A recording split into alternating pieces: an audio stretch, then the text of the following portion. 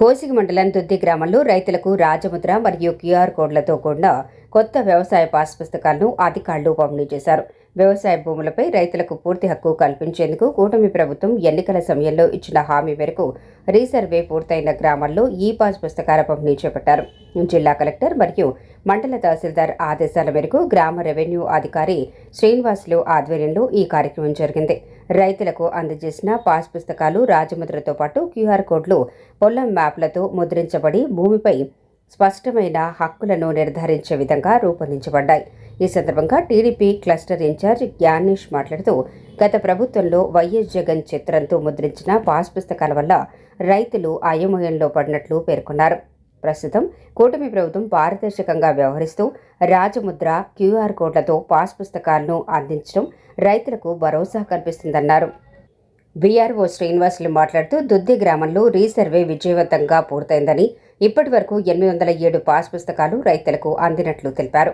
Pass పుస్తకాల్లో ఎటువంటి పొరపాట్లు గమనించినా వెంటనే రెవెన్యూ అధికారులను సంప్రదించాలని సూచించారు. గ్రామంలోని అన్ని రైతులు సచివాలయానికి వచ్చి కేవైసీ పూర్తి చేసుకుని పాస్ పుస్తకాలను తీసుకోవాలని కోరారు. కొత్త పాస్ పుస్తకాల పట్ల గ్రామ రైతులు ఆనందం వ్యక్తం చేశారు. ఈ కార్యక్రమంలో రెవెన్యూ సిబ్బంది, టీడీపీ నాయకులు మరియు పెద్ద సంఖ్యలో రైతులు పాల్గొన్నారు. రీసర్వేలో మనకి 40 సంవత్సరమైంది. ఈ రీసర్వేలో గత ప్రభుత్వంలో దొరికిన తప్పులన్నీ మళ్ళీ ఆ తప్పులు చేయకుండా మన ప్రభుత్వం, తెలుగుదేశం ప్రభుత్వము ఆ తప్పులను చేయకోకుండా ఇప్పుడు మళ్ళీ అదే ఏదైతే పాస్ మీద ఇంతకుముందు గత ముఖ్యమంత్రి గారి ఫోటో లేకుండా ఇప్పుడు రాజముద్రతో ఈ పాస్బుక్ ప్రచురించడం చాలా ఆనందదాయకము. ఎందుకంటే మన పాస్బుక్ మీద ఎవరో ఫోటో ఉన్నదంటే మన ప్రభుత్వ రాజముద్రలో ఉంటే చాలా మంచిదని మనం భావిస్తాము.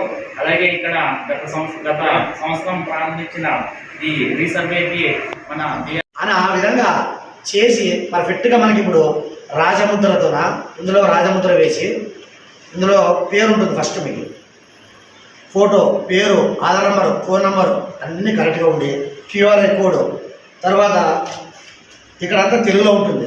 ఎల్పిఎం నెంబర్ ఉంటుంది. ఇప్పుడు ఇందు నుంచి మీకు సర్వే నెంబర్లు ఉండవు. ప్రతి ఒక్క రైతుకి ఎల్పిఎం నెంబర్ ఉంటుంది. మళ్ళీ ఖాతా నెంబర్ ఇదే, మీ ఖాతా నెంబర్ మారదు. పాత ఖాతా నెంబర్ ఏది ఉంటుందో అదే ఉంటుంది. మీరు మీషోలో మీద కూడా ఖాతా నెంబర్ కొట్టే కూడా మీకు వచ్చేస్తుంది. ఎల్పిఎం నెంబర్ కూడా వచ్చేస్తుంది. సర్వే నెంబర్ కొడితే రాదు. ఇట్లా ఫోటోతో సహా అంతా వస్తుంది. ఇట్లా తెలుగులో వస్తుంది.